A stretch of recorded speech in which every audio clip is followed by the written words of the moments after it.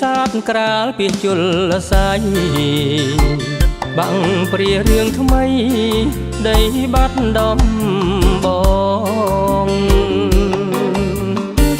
ទូកតូចកំសត់ហេវហត់កនឡងអំផងចៅផងសោកព្រេងម្នាក់ឯងធ្លាប់ស្ដាប់ចំរៀងបាំងព្រាព្រែកទ្របសុធារៀបរាប់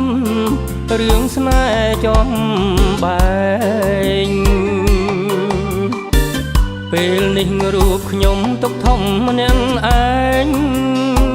ពុំអាចថ្លើមថ្លែងរឿងពិតប្រាប់ពើបាំងព្រាព្រែកទ្របនឹងកោះជីវាំងព្រៃចាំងភូមិថ្វាងព្រះអង្គឈើខ្មៅជួយនាំសំដីប្រាប់ស្រីបៀលពើថាបងនិតនៅនឹកពើគ្មានផ្លេចរលឹមផ្សែងក្រូចរៀមហួចហៅមុំអោបកាក្រពុំ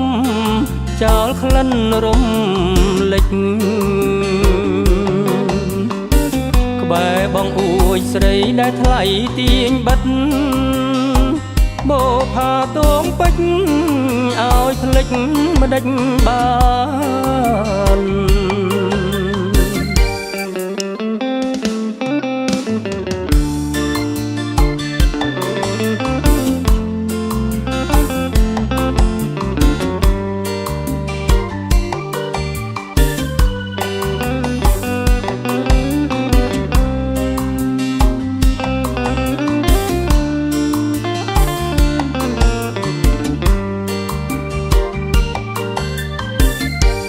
បាំងព្រាព្រែកទ្រប